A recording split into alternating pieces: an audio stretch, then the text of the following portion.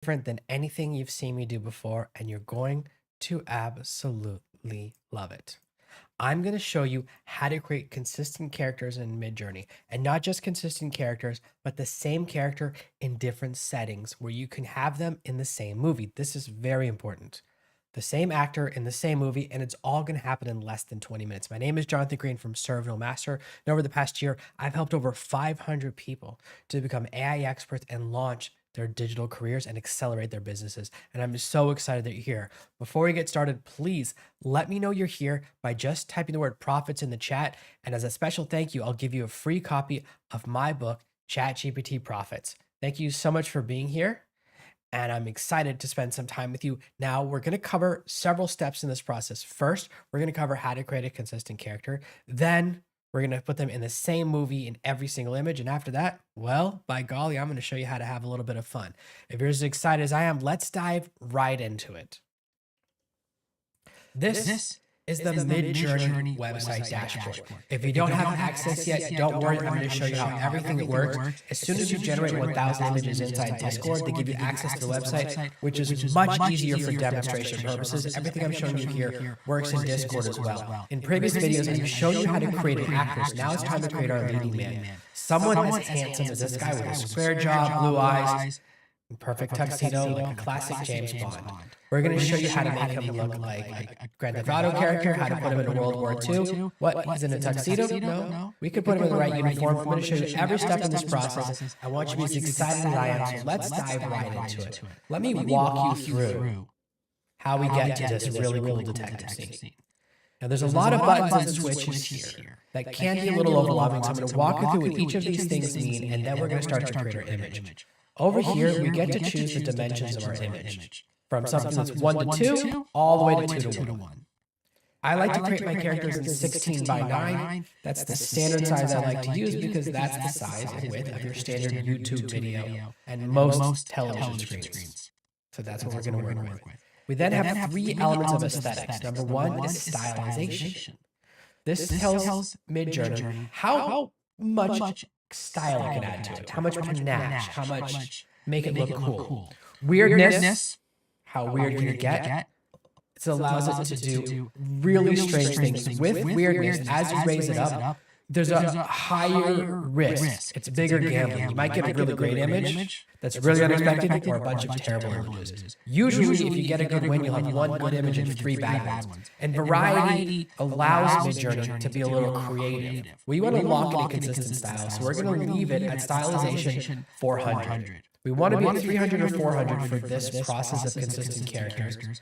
Now, in the final column, starting at the bottom, we have 3 speeds: relaxed, fast, and turbo. I'm in turbo mode simply because I'm doing a live demonstration, and that will generate images the fastest. For most of my work, when I'm not recording, I stay in fast mode, and that's perfect for me. I don't need my images generated in 3 seconds, only when you guys are watching. Next, we have our version options. We want to be in version 6, which is the most current version of MidJourney. Now, mode, this is where things get crazy. Standard mode is not standard. Standard mode means MidJourney uses their perception, their opinion of what's beautiful to modify our image. So it listens to your prompt a little bit, but it then decides, I'm going to make it look more like what I want. I'm going to make it more beautiful. We want to be in raw mode so that our prompt has a lot more power. Now we're going to create our leading man. Here's the prompt, and I'm going to explain exactly what it means. Handsome man in a classic black tuxedo with pocket square, short brown hair, blue eyes in the style of cinematic. The most important words are man and cinematic. That will give us a really great character. Now, I want to have several options, so I'm going to add a variable to the end of this, which is --repeat 3. This will tell MidJourney to run the prompt 3 times. So we have a handsome man, the classic black tuxedo, pocket square, short brown hair, blue eyes, style of cinematic. We're going to get someone similar to the man we worked with earlier in my preparation, but I want to give you something fresh so you can watch me do this in real time. I'm going to hit enter, and it's going to start generating 3 batches of images. 1, 2, 3. All these are running. Oh, how funny. Need to reload the page. We're going to run the prompt again. And Of course, MidJourney's having a server error right now. Perfect example, MidJourney server just crashed while we're doing a live presentation. What are we going to do? We're going to adapt. We're going to try creating through Discord. We can adapt to these situations, no problem. Discord is loading.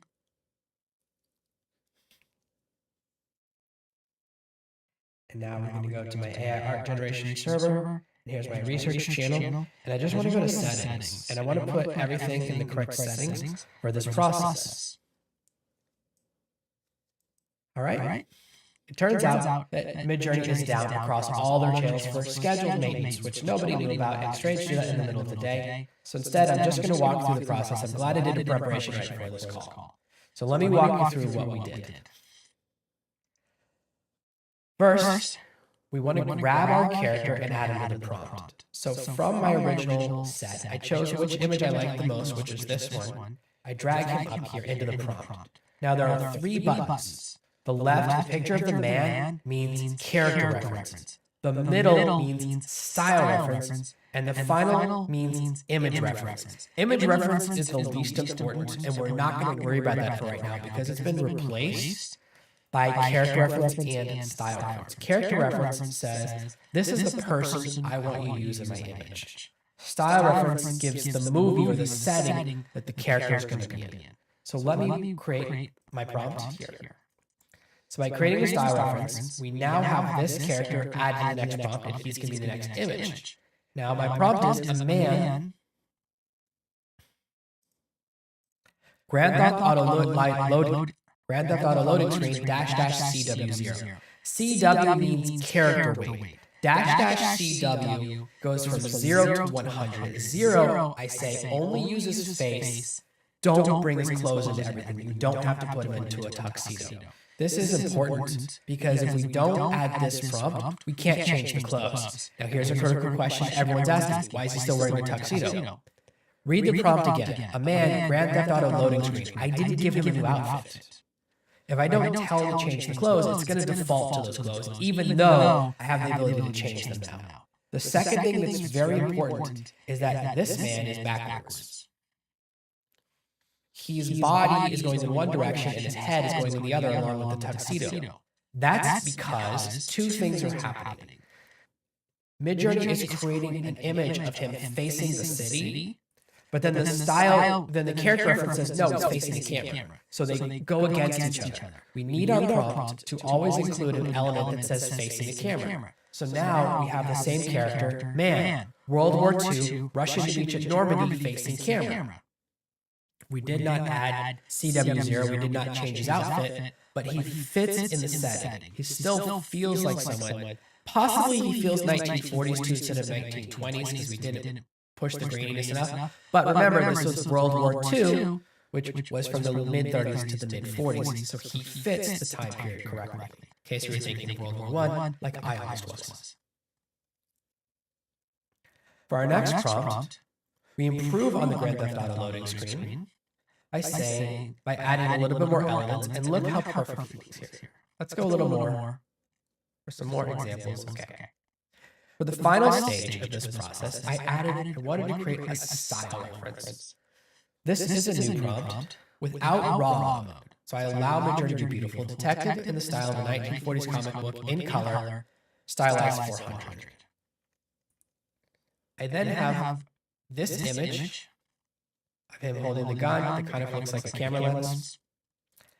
And I pull that into my prompt. So let me show you how we do that. Pull that in. I'm going to make that the style reference. Then I pull in my man as a character reference. Here we go. This means our actor, our superhero, is going to be in a scene from this detective movie. We're going to merge these 2 styles together. The character and the style. Detective driving a car. Style raw. Aspect ratio 16:9. Stylized 400. He's still wearing the tuxedo because we did not change the character weight. But when we drop character weight to 0, what happens? The clothing changes. That's because detectives in this style are always wearing the long overcoat, and usually a fedora. This is a very simple way of prompting that allows us to get very cool results.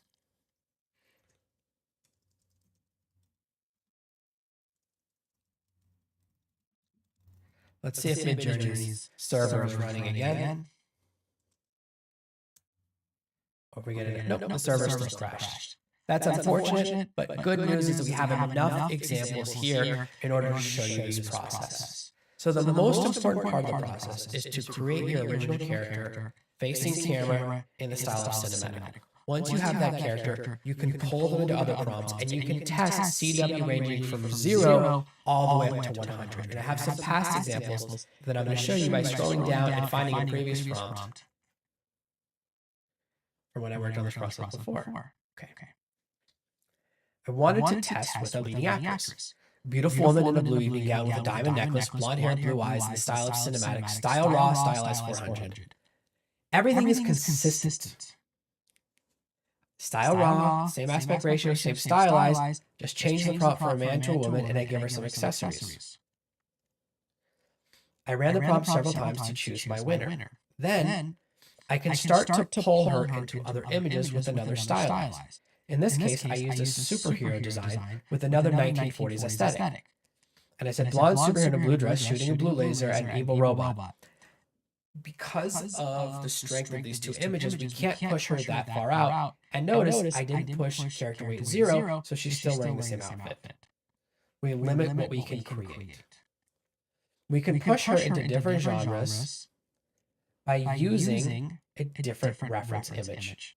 So almost anything is possible, and we can even push her into being an anime character by playing around with our styles. Let me show you one more example.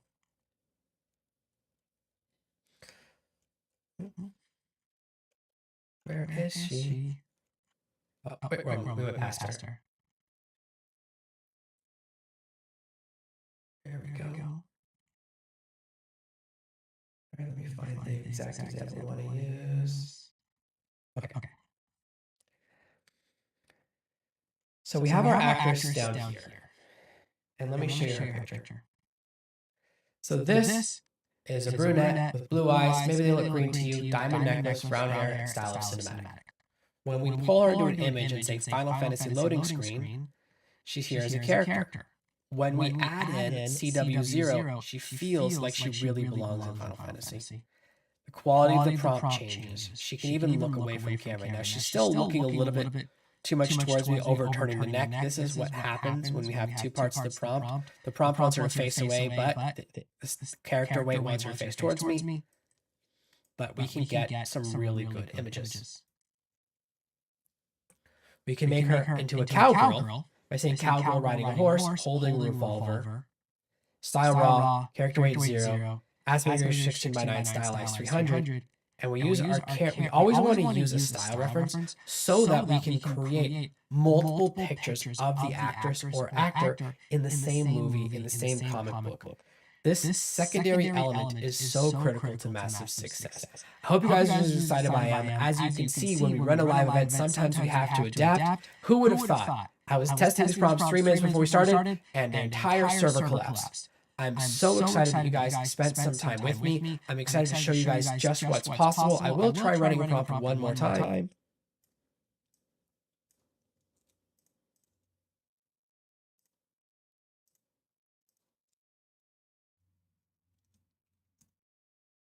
And their server is still down. But this is a process for creating consistent characters. This allows you to create comic books, coloring books, storyboards, and everything else where you have multiple images with the same person as the star of the show.